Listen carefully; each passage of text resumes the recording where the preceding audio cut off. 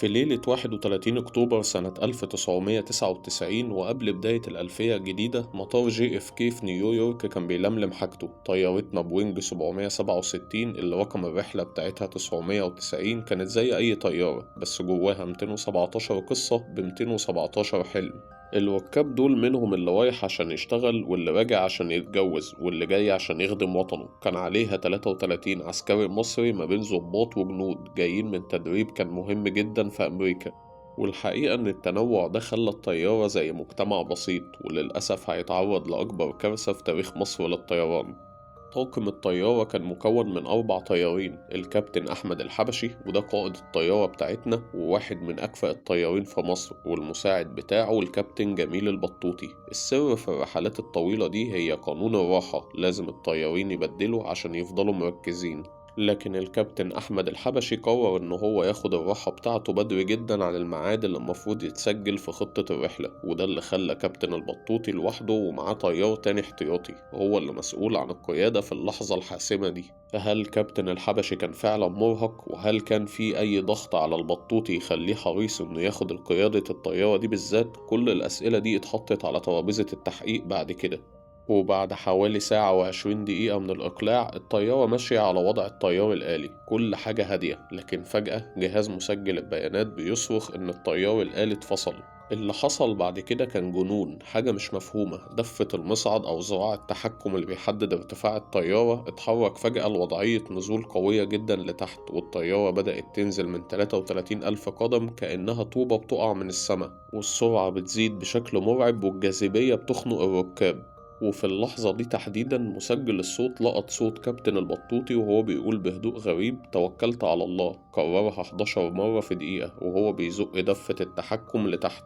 والحقيقة إن المحققين في أمريكا اتصدموا، ده مش كلام طيار بيواجه عطل فني، ده كلام واحد بياخد قرار مصيري. الكابتن الحبشي اللي كان بياخد راحته سمع صوت إنذار السرعة بتزيد، وصوت زميله جرى بسرعة مرعبة عشان يرجع للكابينة. مسجل البيانات سجل زي خناقة بينهم على دراع التحكم. البيانات بتقول الدفة اليمين اللي كان عليها البطوطي بتزق الطيارة لتحت في وضع النزول، أما الدفة الشمال كان عليها كابتن الحبشي بيشد الطيارة لفوق في وضع الطلوع. الطيارة كانت بتتقطع من جواها بسبب الضغط ده. الحبشي صرخ: ايه ده يا جميل ايه ده؟ لكن البطوطي فضل ساكت ومستمر في النزول لتحت.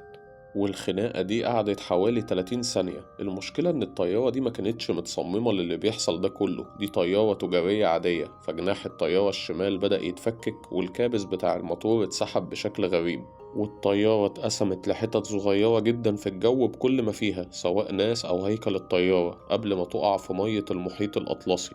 الشرطة الأمريكية اتعاملت مع الحادث ده على إنه جريمة من أول يوم، مش حادث طيران، وده بسبب مسجل الصوت. المهم إن عملية البحث عن الصندوقين مسجل البيانات ومسجل الصوت كانت عملية عسكرية تقريبا. الغواصات الآلية نزلت لعمق حوالي 70 متر في مية باردة جدا، والصندوقين دول كانوا الأمل الوحيد للرد على السؤال اللي موجود: كل ده كان ليه؟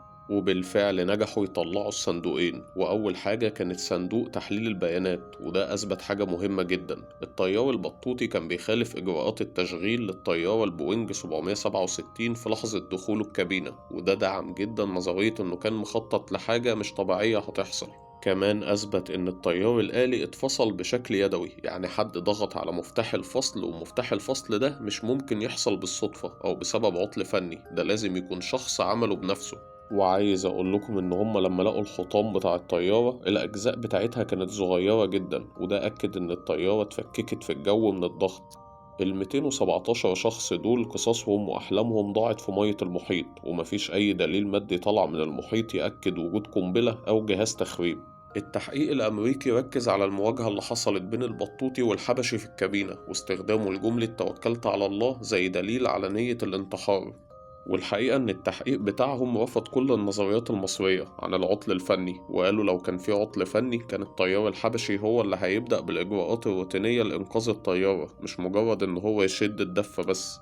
والحقيقة إن الجانب المصري رفض التقرير ده رفض نهائي واعتبروه إهانة لسمعة الطيران المصري والطيارين المسلمين. المحللين المصريين قالوا الكابتن البطوطي كان بيحاول ينقذ الطيارة من عطل مفاجئ، وقالوا إن في عطل في نظام التحكم في المصعد اللي هو دراع التحكم ممكن يكون حصل بسبب تآكل أو خطأ ميكانيكي. وقالوا إن شركة بوينج المصنعة للطيارة حاولت قبل كده تخفي عيوب فنية في طيارات سابقة، وده خلاهم يشكوا إن التقرير الأمريكي بيحمي سمعة الطيارة بتاعتهم البوينج. لكن الخبراء المصريين قالوا إن السبب هو عطل ميكانيكي مش مكتشف في نظام التحكم بالدفة، وقالوا إن القوة اللي استخدمها البطوطي على الدفة كانت زي محاولة يأسة لإنقاذ الطيارة بعد ما فقد السيطرة عليها بسبب العطل. الجدل وصل للنقطة دي، هل الكلمات اللي قالها البطوطي توكلت على الله كانت دعاء ولا اعتراف؟ جهة التحقيق المصرية قالت إنها جملة بتتقال على لسان المصريين لما بنواجه مصايب أو أزمات، والبطوطي كان بيطلب المساعدة الإلهية لمواجهة الموقف.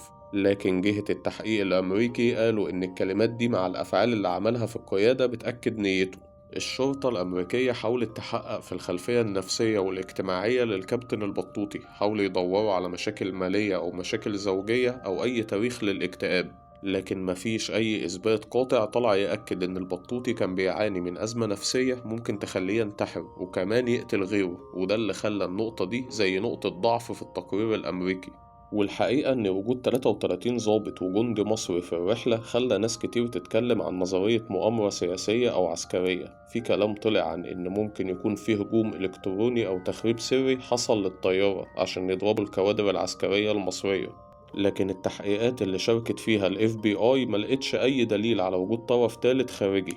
المحاكم رفضت تحكم في القضية دي بشكل نهائي، والعائلات حاولت رفع قضايا ضد مصر للطيران والبوينج، لكن القضية تعطلت بسبب إن مفيش إثبات أكيد للسبب الحقيقي. والحقيقة أغرب حاجة في التحقيق ده هو إنه في النهاية اتحكم على نية شخص مات، والحكم ما كانش بدليل مادي، ده كان تحليل للكلمة الدينية اللي قالها الطيار. والنوع ده من الأحكام هو اللي خلى التقرير الأمريكي مرفوض من جهات كتير في العالم لأنه خارج نطاق التحقيق المادي.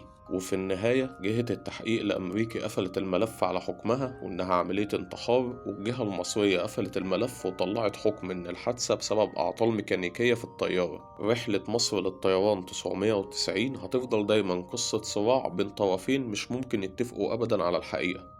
عائلات الضحايا فضلت سنين عايزة إجابة، هم محتاجين يعرفوا هل ماتوا بسبب عطل فني غبي ولا بسبب قرار انتحار مأساوي. ولحد النهاردة لسه الطيارين والمهندسين بيتخانقوا هل البوينج 767 دي فيها عيب تصميم فعلا.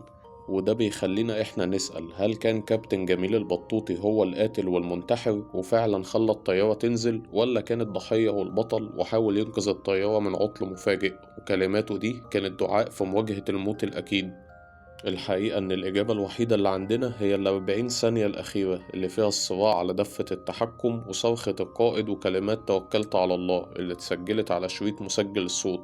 والحقيقة إن لغز الطيارة دي هيفضل موجود دايما، مش هيختفي من تاريخ الطيران المصري أبدا. وعايز أقول لكم ما تنسوش تدعوا لإخواتكم بالرحمة. ودي كانت حلقتنا النهاردة، لو الحلقة عجبتكم ما تنسوش اللايك والاشتراك.